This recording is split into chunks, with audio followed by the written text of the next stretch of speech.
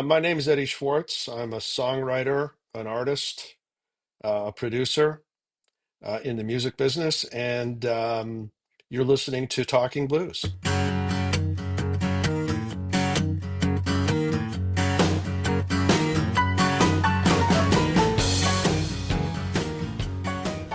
So you were out there shoveling snow. I presume that's not a normal occurrence in Nashville. Well, no, as a Canadian, I kind of I'm somewhat amused by the reaction down here in Tennessee when it snows. It's a panic in the streets. The stores are all cleaned out. You know, It's really something to see. And people don't know how to drive. So unlike those of us who were born and raised in Canada, um, the drivers are definitely yeah, something to be avoided. I mean, it's not, in other words, I know how to drive in this weather, but most people don't. So they're sort of like kamikazes. They'll slam on the brakes on an ice patch and go sailing in your direction, and then you have to do maneuvers to try to avoid a collision. So, anyways, it's we're kind of hunkering down for a couple of days, although it's going to be well above freezing tomorrow here. So I'd say there's about, I don't know, 4 inches of snow on the ground right now. So Which is quite a bit for Nashville, I presume. usually we get about a quarter of an inch, an eighth of an inch, and it's gone in a couple of hours. So yeah, this is unusual. And so does it make you feel like you're back in Toronto? Well, when I was growing up in Toronto, winter started sometime, I mean, real winter started sometime late December, early January, and then went on till April. So that doesn't happen here. So the answer is no. It doesn't make me feel like I'm in Toronto. Okay, so I want to ask you about your musical career, and I want to ask you about when you might have come to the realization the importance of songwriting Mm. or the art of songwriting.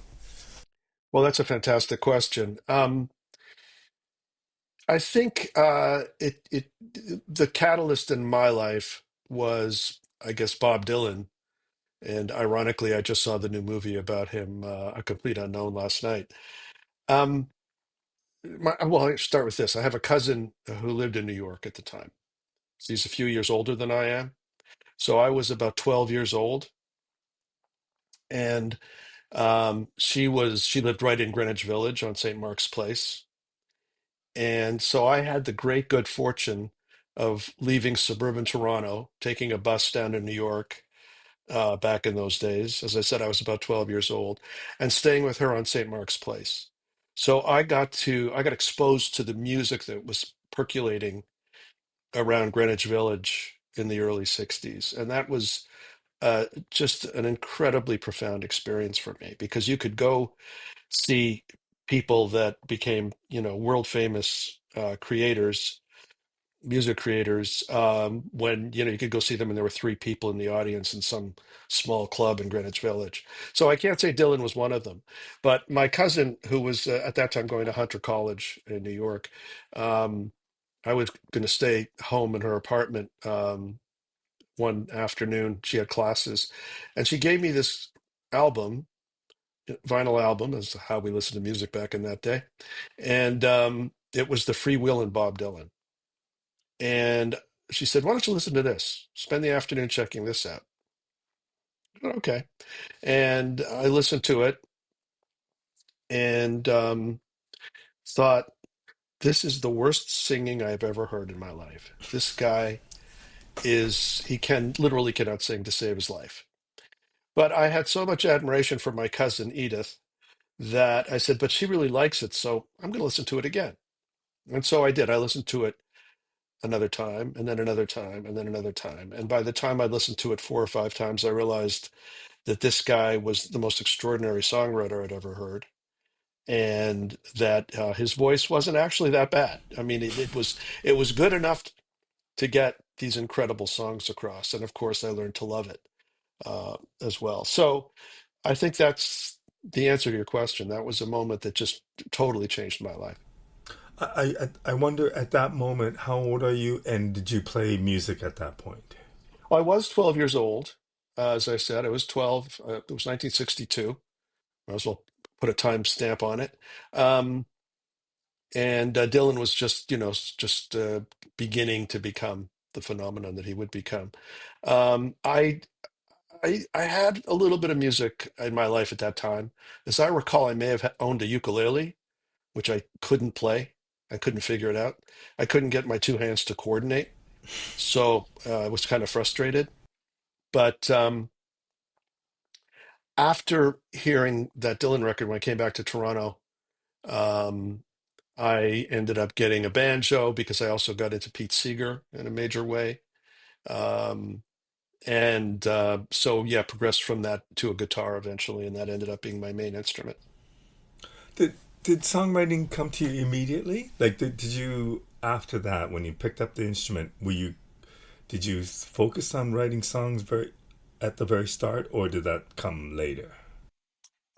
Well, again, great question. It was immediate for me, and I remember well what happened. My parents bought me a Pete Seeger songbook because they saw that I was getting interested in music.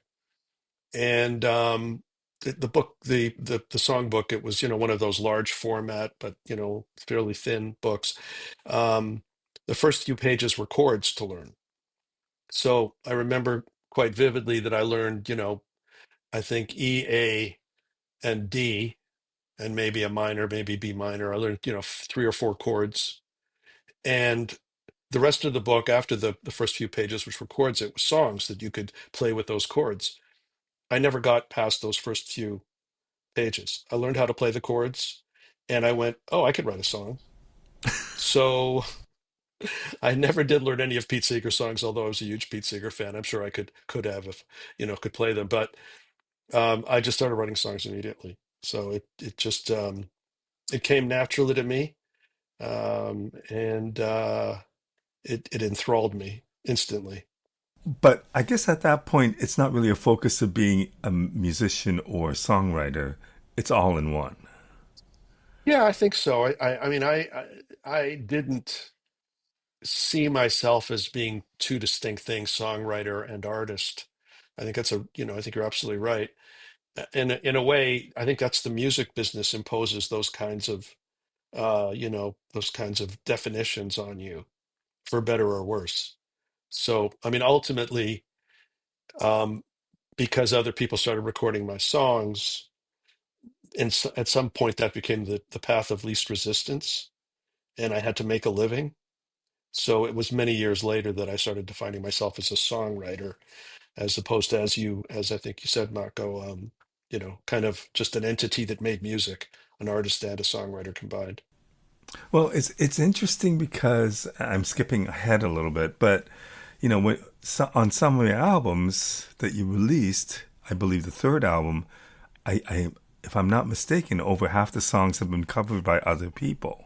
Yeah. And I don't know when you wrote those songs and when you released that album that was even in your mind to do, or that was an intent.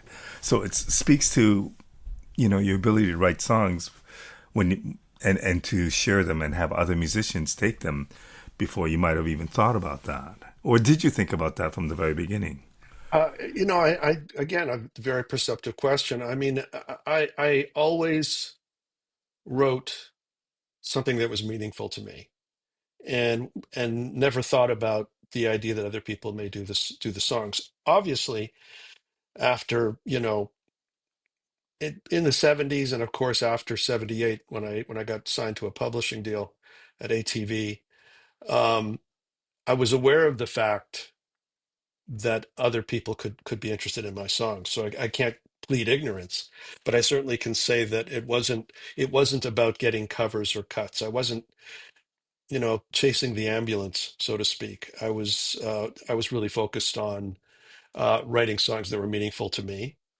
And and I, and for me as an artist, I mean, when I was preparing for those records, I was very much writing for myself. So yes, and it was a tremendous compliment, and I'm deeply grateful to many of the artists who heard, the songs I was writing, and decided to perform them themselves. So, but that was never the focus.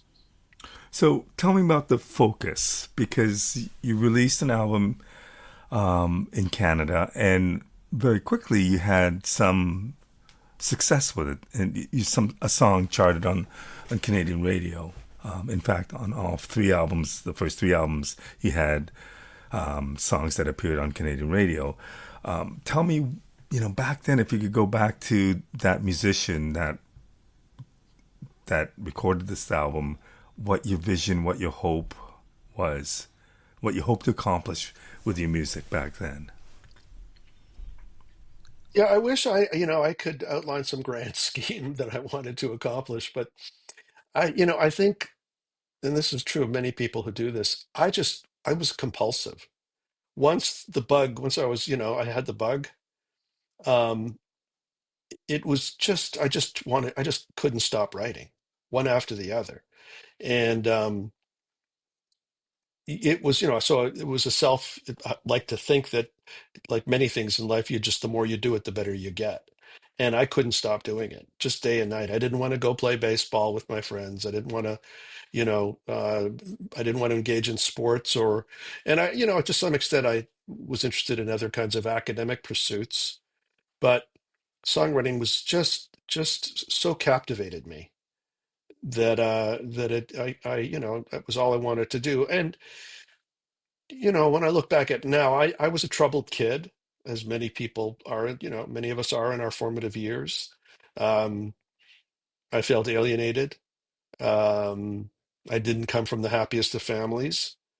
And songwriting was a refuge. So, the act of immersing myself in songwriting, I think was as much an escape from my own the turbulent it was a turbulent time in the world. The 60s and 70s were not that the world isn't turbulent now, but uh yes, the turbulence continues apparently. But it was so yeah, it was a refuge, an escape, and a learning experience. I mean, I just learned so much about myself. It allowed me to both learn about myself and then share my discoveries with other people. But writing taught me that if you're just talking about yourself all the time, it gets pretty boring. So what songwriting I think taught me is, if you're going to do this, do it in a way that you can share with other people, that other people can get inside of it as well. Um, so so there was that. I guess there was that. I saw it very much as a way of making contact with other human beings. So you want to do it in a way that appeals to other people, and that was also part of the journey. Were there other artists that you really looked up to in songwriting more than anything else at that point in your life? Well, the Beatles. Anybody of that generation, you can't leave the Beatles off the table. Obviously, they wrote great songs. They were tremendously talented in every regard musically. That was so obvious. That was life changing too. The first time I heard the Beatles on one of those little transistor radios we had in those days, was about this big and little speaker. Right. So people complain about MP3s. Well, imagine sitting there doing your homework, listening to music on this little thing with the little tiny. But Good point. that's how I heard the Beatles the first time, and I went, whoa, what is that? That's amazing. Um, Certainly, the Byrds were a big influence. Pete Seeger, as I mentioned earlier, a lot of the early folk folks. Um, the staple singers early on. I mean, through folk music, I got really interested in gospel and the early black music, the roots of roots of blues. I mean, this obviously in the name of the program. So very influenced by that. People like Albert King. Um, to this day, I think he was just amazing. And I still, all of those people I still revere. So, yeah, there was quite a few, and and the Stones. I mean, obviously there was a lot going on the popular music front that just couldn't be. It was so vital. There were so Hmm. many great bands coming out of the UK. Um, that the Kinks and the Zombies, and there was just band after band. So there was a lot to digest, and I think a lot of them were influential. And "Hit Me with Your Best Shot," which obviously was the song that took my career to the next level, was very much influenced by the Who, the early Who. Um, they had a song called "I Can't Explain" on one of their early albums that had those kind of choked guitar chords that hit me. So I was influenced by them as well. I want to get to that song, but before we do, I still want to talk about your. I guess would it be correct to say your solo musical career, or was it Yeah. a band thing? It's a solo career. So, as I said, you immediately had some radio success in Canada. What did that do to you? And it's always strange because you hear a song on the radio, and me as a listener, a young kid thinks, oh, they've made it and that's big time. But I know for a fact that that's not necessarily true. But what did those hits mean to you, and what did they do to your career and your life at that point? Well, the first time I heard one of my songs on the radio, it almost killed me. So um, it was, I think, called "Two Hearts Full of Love," and I was driving. I was still playing with an artist by the name of Charity Brown. Um, I was just a backup guitar player, and I was driving along the 401 back from a gig that was somewhere east of Toronto. I don't know if it was Oshawa or somewhere out there, and listening to the radio, and I heard the song, and I drove off the highway. So fortunately, I just found myself on the shoulder of the road. Fortunately, it was broad enough that I didn't kill myself. So yeah, so I was careful in future when I drove and heard one of my songs. Yeah, the impact. I mean, it's really hard to explain. I've got to admit that in some ways, I've never come to terms with it.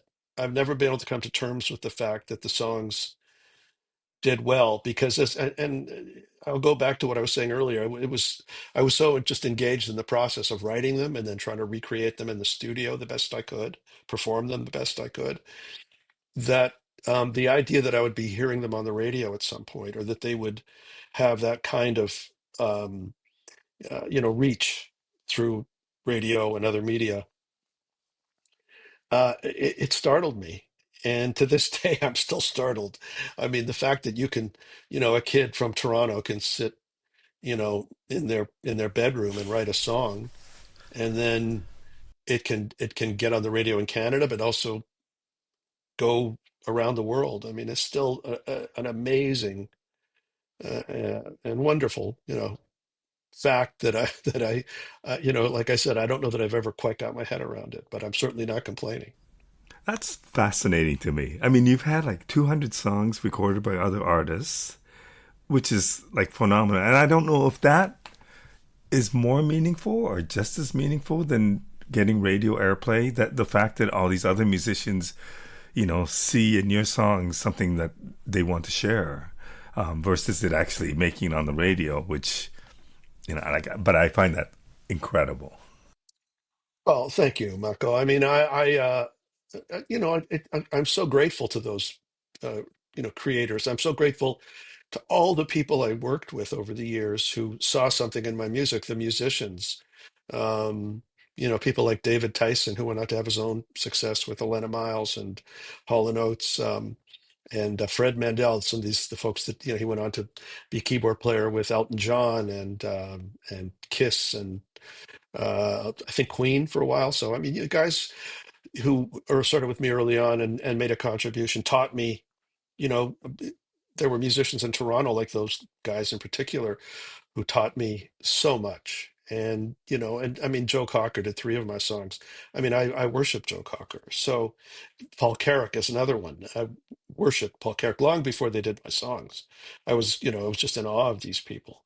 So, um, yeah, it's been an incredible journey, and I'm so deeply grateful to all of them. And again, I have to pinch myself to this day. I mean, it's not new, but I'm still kind of, what? What happened? Really?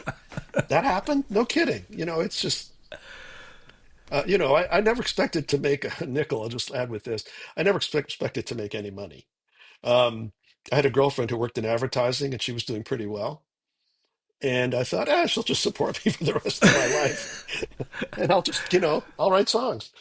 And she's in the next room. We've been married now for many, many years, so Well, that worked out. that worked out very well. And and at some point, I returned the favor to her. She was able to leave advertising, and we had a family. So, but I truly never expected that I would have much success. And my parents, my father died when I was quite young, but my mother certainly thought I was wasting my life.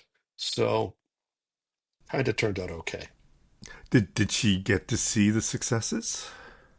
She did. She did, in fact, live to see my excesses, my successes, excuse me, my excesses as well, I suppose. um, but she, most memorably, she was. I got her tickets to when I was nominated as for Composer of the Year at the Juno Awards, I guess 81, 82, somewhere in there. And when they called my name out as the winner of the award, she was in the balcony and screamed out, "That's my son!"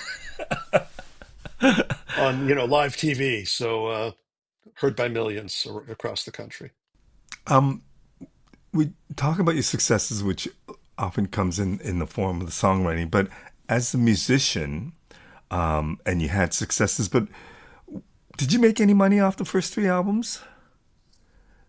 Like, did you feel success at that point in your musical career? I made a little bit of money from radio playing. Yeah, I mean, in those days, I was fortunate enough to be. My career as an artist in Canada coincided with the early days of CanCon, and so I am a supporter of CanCon. I think it's very important in Canada that we support young artists by giving some space in radio for Canadian artists to because it's very hard for us to compete with some of our larger neighbors, some the one directly to the south, and the one that's you know the island floating in the Atlantic to the north and east. But so yeah, I think it's very hard for young Canadians to compete. So I'm very supportive of CanCon, and I did start to make some money. It wasn't a lot, but it was enough for me to go, oh, you can actually make money doing this. The one song that did that was a little eye opening was called Special Girl, which um, that one did very well in Canada and showed me that yeah, well look,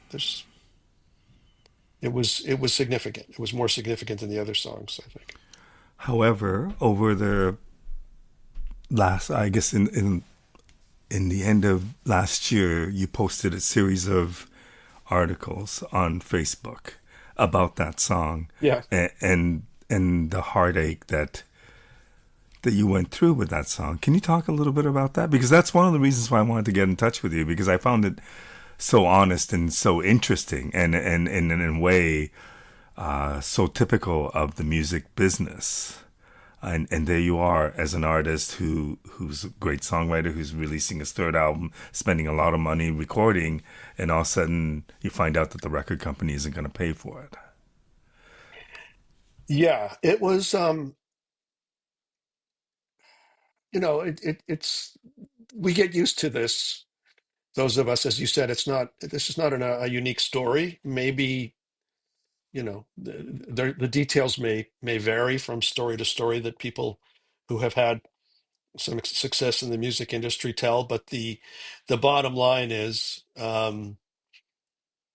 that usually you're up against those who you think are your best friends, the record label. And I think in many cases they are. I mean, I have a lot of affection in my heart for the people at Atlantic Records who worked there in those days. Um, but there was a dispute between them and my publisher, and they didn't want to release Special Girl or any of that album in the United States. I think they thought that my role was to just recreate "Hit Me with Your Best Shot" ad infinitum, and that's again, that's just something I couldn't do. I just couldn't do it. It's not even that I didn't want to do it; it's that I couldn't do it. The song wouldn't be any good. It might sort of sound like "Hit Me with Your Best Shot," but it wouldn't come from the heart. It wouldn't be genuine. Hit Me was the song that I really wrote at a time in my life when that the defiance in that song was something I was experiencing because of adversity. Um, so yeah, they were disappointed in that. And as I mentioned, there were personality conflicts between my publisher, I believe, and the record label. Um, they didn't want to release it. And I believed, and Dave Tyson, my co-writer on the song, we both believed in it deeply, and we thought we had done a good job of recording it at the power station in New York, which was, as you mentioned, not an inexpensive place to record. Um, a lawsuit ensued, and because ATV actually was out the money, they had been fronting the money, expecting Atlantic to reimburse them, but that didn't happen due to the lawsuit. And the lawsuit was based on the idea that Special Girl was not commercially acceptable or not commercially viable, words to that effect. So the tremendous irony, and I'm sure the lawyers for Atlantic and Atlantic weren't happy about this, but the very week, just totally coincidentally, we were in the courthouse in New York.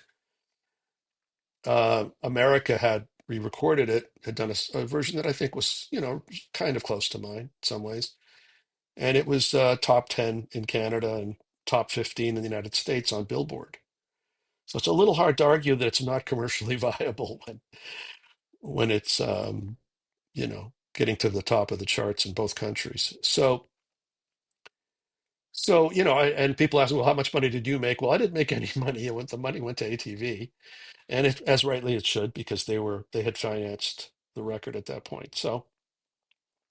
But yeah, my career as an artist in the United States certainly ground to a halt because of that. And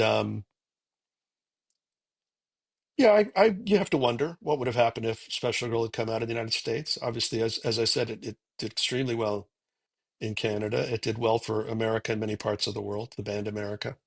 So, what would have happened if they just put it out? You have to wonder. But as I said, I'm one of many people who've gone through something like this. So it's But at that point, while you're going through it, and also to realize that maybe your career in America is done,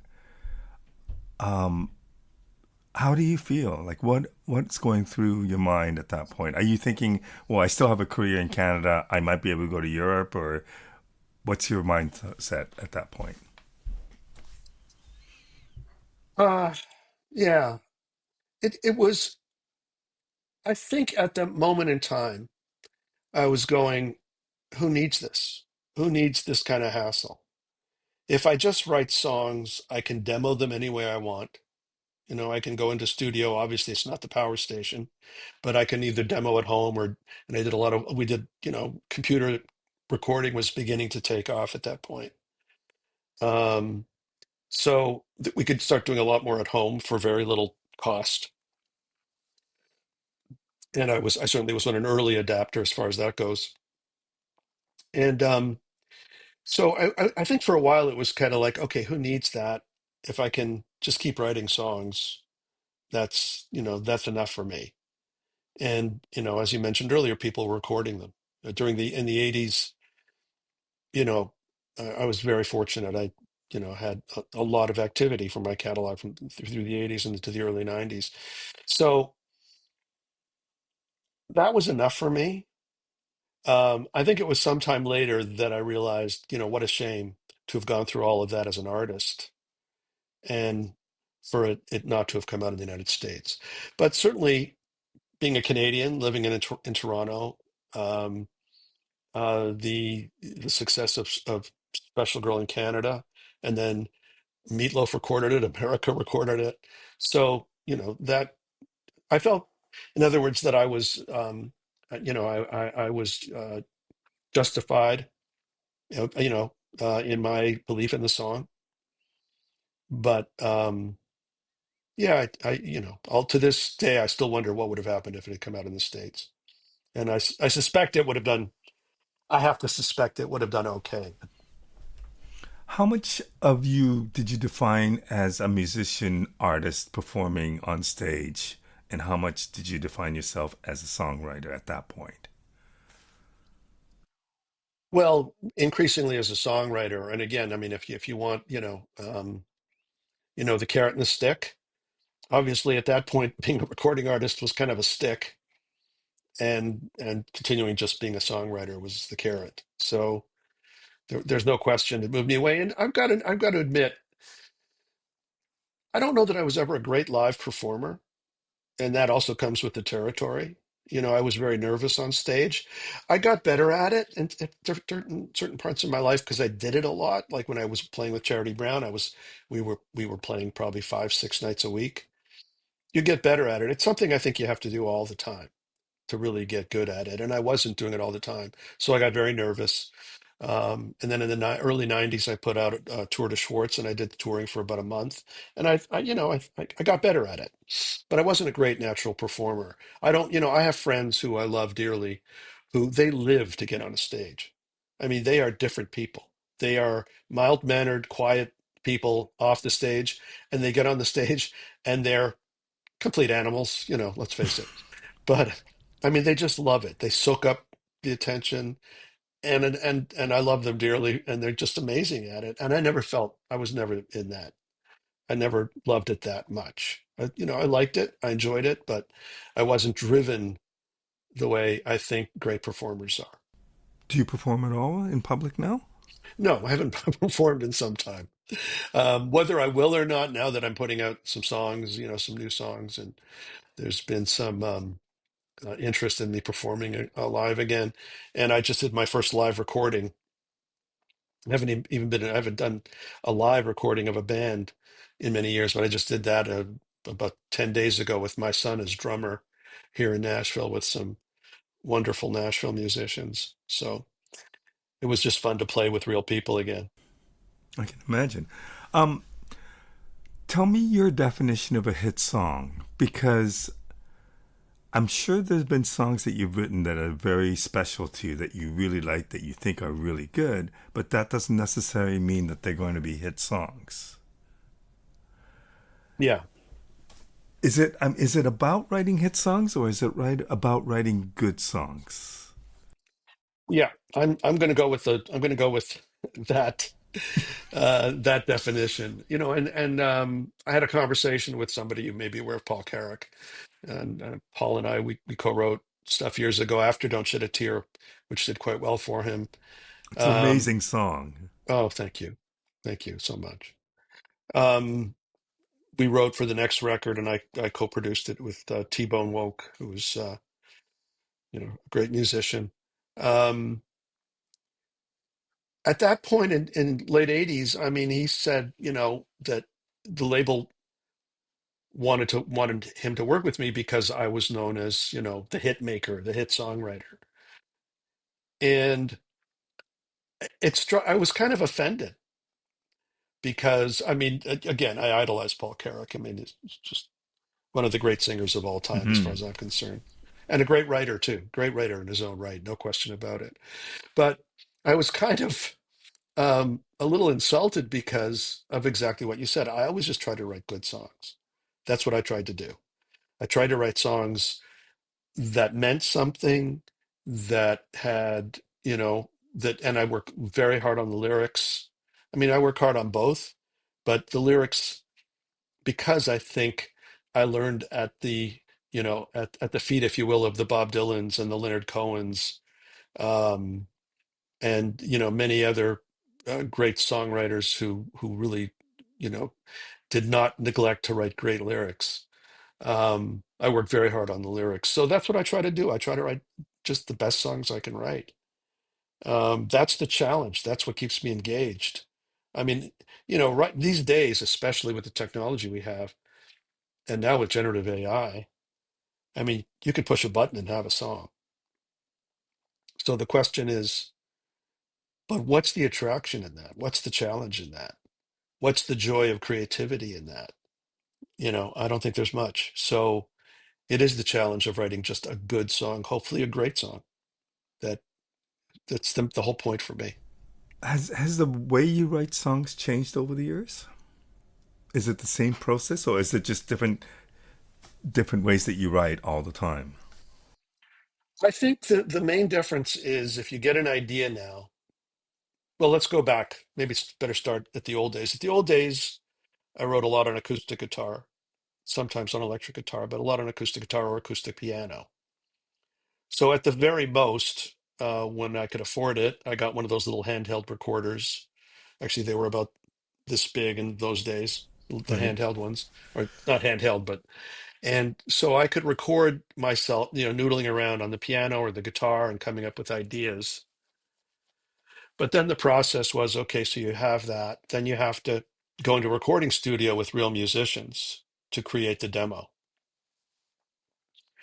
So, um, so writing was very much a separate act from recording the demo or the record. In fact, there was usually three stages. You would write it on an acoustic instrument or something like that. You would then go and demo it with a real band.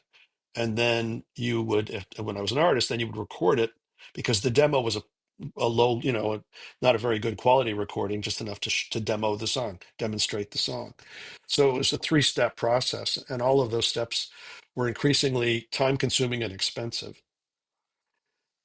Now, because of the technology, I can, uh, if I get an idea, I can have a roughed-in track of the music within minutes, basically. So in other words, I can play into a microphone. It goes into I'm on a laptop looking at you now. Uh, a laptop is enough to capture an extremely sophisticated recording. So what I'm saying is that three-step process is now kind of one step. You're noodling around. It can be immediately be on your laptop. Your word processor is there too, so you can be working on the lyrics while you're working on the music, while you're working on the feel of the track. So yeah, it's a good process. I think that's a good process, but you got to keep in mind, I think where I think a lot of people go wrong is they think the first time, that first day they do that and they have something that sounds kind of like a finished record or a complete song, they don't go back and say, how can I make this better? In other words, they think that, and I'm guilty as charged. I mean, I'll do something like that, and I think God has spoken to me that day, and then I go back and listen to it, the next day, and I go, yeah, maybe not. Maybe God wasn't speaking to me. Maybe this needs a lot more work, or maybe it's actually terrible, and I don't even want to work on it anymore. So I think that self-critical process is very, very important to the art and craft of writing good songs. And I think that self-critical aspect has been lost due to the technology to some extent. Interesting. Um, I read somewhere that when you first heard Pat Benatar's version of "Hit Me with Your Best Shot," you were kind of surprised by it because it wasn't what you had in mind. I don't know if that was correct or not, but I presume that is also a part of what you do. Is you write a song, somebody else takes it, makes it their own or whatever, or a producer changes it. How do you feel about that? Yeah, I'm not very good at that. So it's not really about Pat or Neil, or anybody. They obviously did a fantastic job on "Hit Me with Your Best Shot." It's to me, it's one of the greatest guitar solos in the history of rock and roll. She did a great. The vocals amazing. Everything about it's great. But by the time I let go of a song, I'm so vested, and I've spent so much time on it. Usually, "Hit Me with Your Best Shot" probably took me 3 years to write. It's a 2.5 minute song. Again, the lyrics, I could not get the lyrics right. I couldn't get them to feel the way I thought they had to feel for the song. Um, so yeah, it's hard. It's hard to hear, and sometimes I have to let it go, just go get away from it, and come back to it sometime later before I can actually appreciate. Go, oh wait a sec, yeah, I like what they did. So, um, but yeah, I mean, the that defiance, that cheekiness, if you will, and "Hit Me." I mean, I saw it as, like I said, sort of more of um, an early '60s, kind of. punchy. I called it cafe rock, the kind of rock you might hear in a small club, and they turned it into something that, spoke to millions and millions of people and filled many arenas around the world. So yeah, it was a very different vision for the song, and but I certainly owe them an enormous bit of gratitude, that's for sure, for what they accomplished with it. And then I presume, and I don't know if it's because of that hit, but I presume because it was a big song, other people have also covered it. Oh yeah, it's. I mean, I have so many. A number of animals have covered it as well. I mean, the chipmunks did it. I don't know how many people can say that they've had animals do their songs, but Eddie Murphy as the donkey in Shrek sang it. So yeah, chipmunks, donkeys. What come one, come all. What can I say? Um, yeah, but yeah. It's been in so many movies, and it's been covered by many people, and bar bands around the world have done it. I just got a version from a rapper whose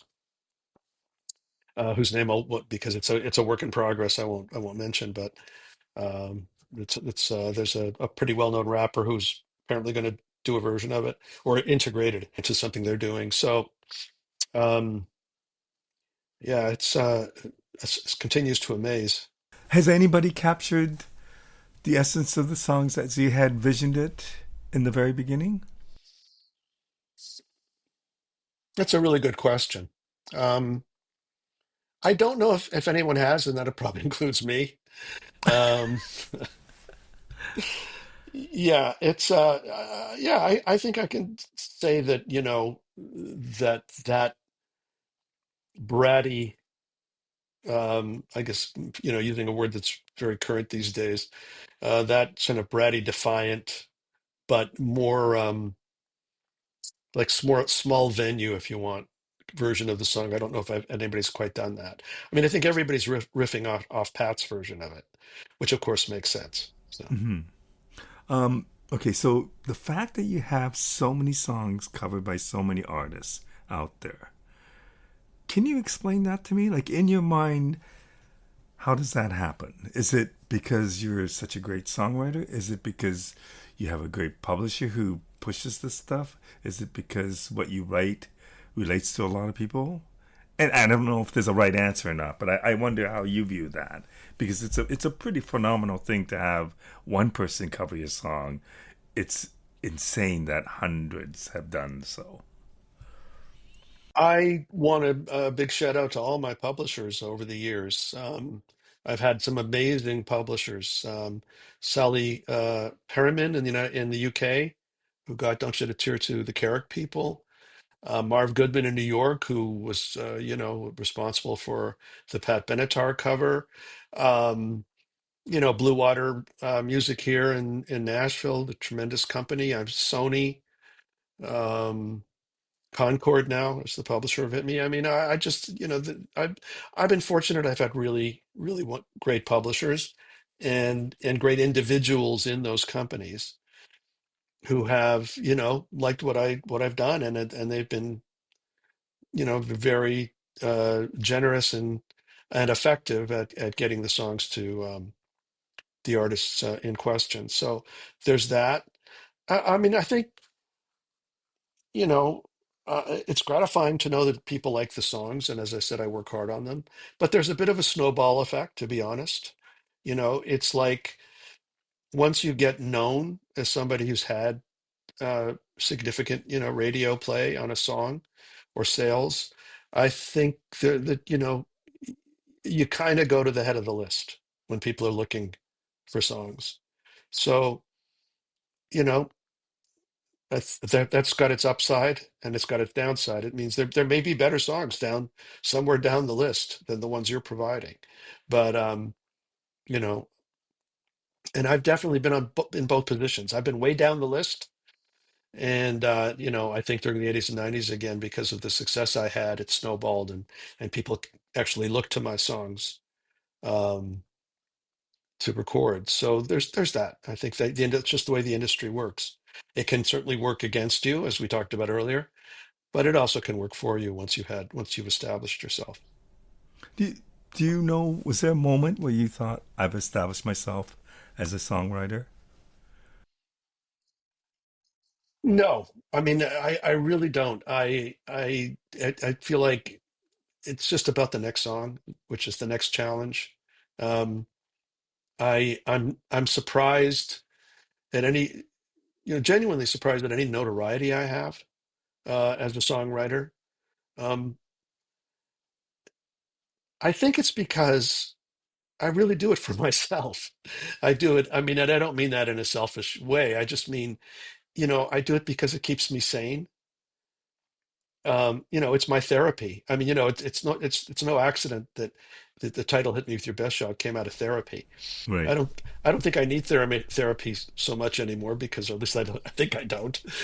Although my kids might disagree, uh, because I write songs. It is my therapy. It's what keeps me going, and so that's, you know what I mean. That to me is the relationship to the songs, and then what happens after they're written is just, icing on the cake. And yeah, it's great. Don't get me wrong, and I'm again very grateful for it. But I think if you're using songs as a vehicle to fame, I don't. I think the songs suffer.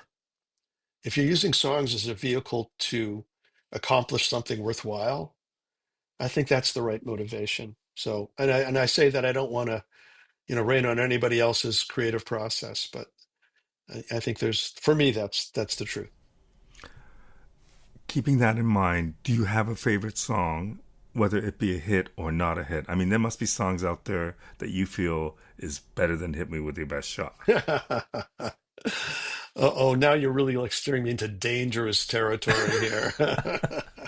But there, even if you don't mention it, there must be songs that you've written that you're really proud of, that you love, that might not have been recorded by anybody else.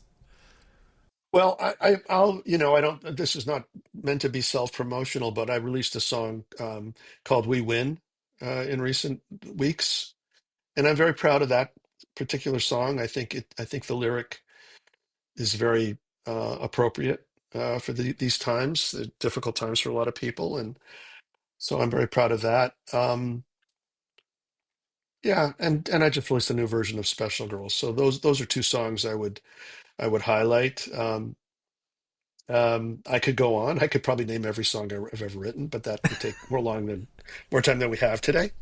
But since those two are look, there is a bit of a syndrome. You always love the song, your most recent song as a songwriter. That's your best song, whichever one you just finished. So perhaps I'm talking about "We Win" and the new version of "Special Girl" because those are the two of my most recent songs that I've worked on. But yeah, I'm very proud of those. And um, but you're absolutely right. There are songs that I hope to record that nobody liked that I think are some of my best songs. And so stay tuned. I'm thinking about putting some of them out and going back to some of my early demos. There's technology now that will allow me to go back to some early demos and maybe fix things a little bit. So I might actually start putting out some of my early demos of songs that didn't go anywhere. So I'm interested in these things that you're releasing, like Special Girl and We Win. What made you decide that you want to release singles? And you've been doing this for a little while recently. What's the thinking behind that, and what do you hope to accomplish with that? Well, I think it comes down to a rediscovery of writing music that I have been happy to say I've experienced over the last year or so.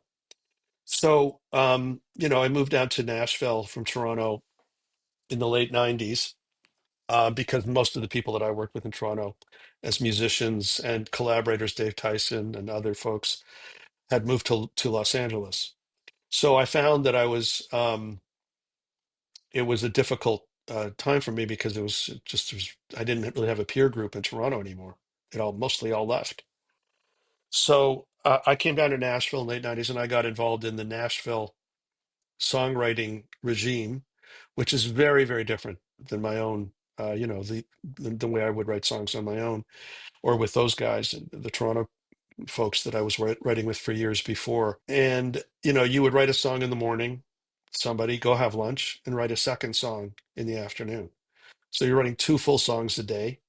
And most of the people I worked with were amazing writers, but they would never go back. If I called them, a week later and said, I don't think that second verse is right, they'd go, no, I've moved on. That's what it is. That's the way it's going to stay. So Wow. yeah, I did that for many years, and I've got some cuts that I'm proud of, particularly Rascal Flats, did one of those songs. But I realized I wasn't really doing my best work. It wasn't good for me. And so after doing it for, like I said, quite a few years, I gave it up, and I found that I could not write anymore the way I used to write. I'd been so ingrained in that particular methodology that I struggled just so how did to sort of reconnect with how I did it. So can you So talk about how you did it? What was the process then? yeah, I just had to let the fields lie fallow for a number of years. So I would say for 5 years or so, I um I just couldn't write. I just said, okay, you can't do that anymore. And of course, it brought me great sadness. And I preoccupied myself with another thing that's very important, I think, these days, which is advocacy work for songwriters and music creators and composers, because it's such a tough environment now. So I got very involved in an organization called the International Council of Music Creators, which is based in Paris, and also with another organization called Music Creators North America. Anyways, I just started advocating on behalf of songwriters and composers and rights holders, because there's always people who are trying to can I use the word screw? Yes. Okay, yeah. Well, anyway, the rest of that sentence goes. So, and it's a constant battle to get fair compensation. And again, it's not again not so much about me, but it's for the current generation and future generations. I'd like people after me to have the same opportunities that I had. As difficult as it's always been, if you did have a successful song or successful album, you could make a living, and a middle class living. Songwriter doesn't very few get super rich, but you could certainly make a decent middle class living. Um, and that's gone away. That's not possible, I don't think, anymore. So, but so I did that. I preoccupied myself with that, and I like to think I did some good in that area. And then it's just sort of one day I sat down and started writing again, and discovered some of my unfinished songs. One of them is called Outbound Train, which is part of the new crop of songs I've put out. Um, Another one called Waters Rise. So I just started to I started that way. I took some old ideas that I had sitting around for some time and started working on them, and got hooked again, and just kept at it. It must have been frightening to lose that ability or to feel like you weren't happy with what you were doing. And then at the same time, it must have been amazing to get that feeling back. And you're right in both cases. It was certainly, I was very saddened, and I felt that this an important part of my ability to reach in and and find something I thought that was worth sharing with other people. Yeah, it was sad for me. It was. But the thing is, in life, you just have to move on.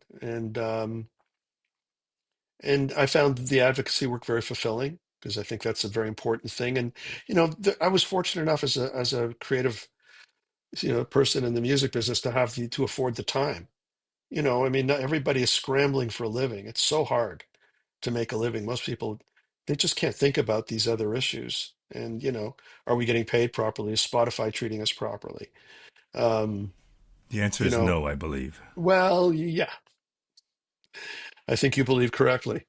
There's always people trying to weaken copyright laws. Again, it's greed is seems to be very much of a motivator for a lot of people a lot of the time. And I mean, I'm really glad that Daniel Ek is worth 10 times what Paul McCartney's worth.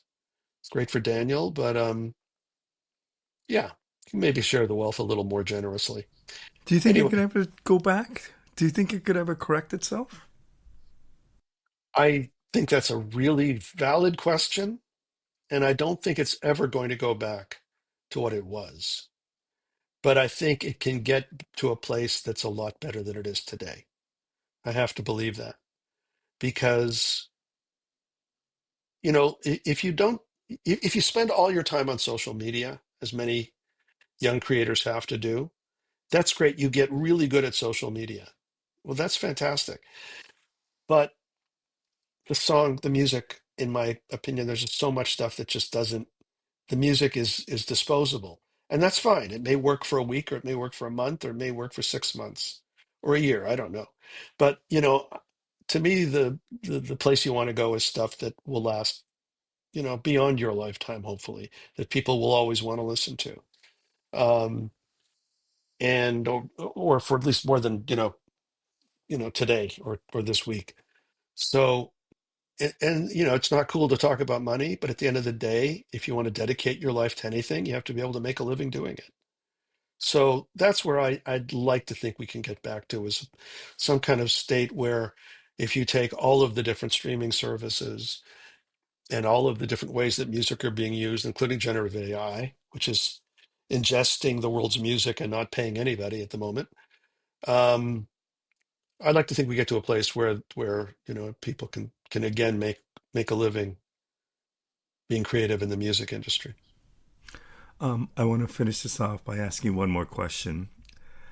I would like to know, for somebody who's written so many songs and so many great songs, what your definition of a song is. What is a song to you? That's another great question, Rocco. Thank you for that one. A song is a sung lyric. That's what a song is, a sung lyric. And there's now increasingly strong evidence that Homer, that what we the those legendary tales that we attribute to a guy named Homer, or maybe a gal, were actually sung. They were that was People would stand up in the bars and pubs of the ancient world and stand up and sing part of the Iliad, what we now call the Iliad or the Odyssey. So unaccompanied, no instruments.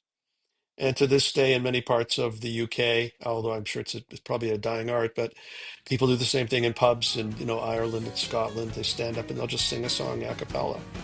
So to me, that's where it starts, a sung lyric, and the rest is, well, you could call it marketing, I suppose, but the, we have a much more sophisticated delivery vehicles now, and those delivery vehicles are the records and the great musicians that play on them. Um, but yeah, at its heart, that's what a song is. Well, thank you for that. Thank you for this. I really appreciate. I've been listening to your music for a long time, and it's a thrill to be able to talk to you about your craft. Well, Marco, thank you so much, and great questions. So thank you so much for inviting me on. Really appreciated it. All the best. All the best to you.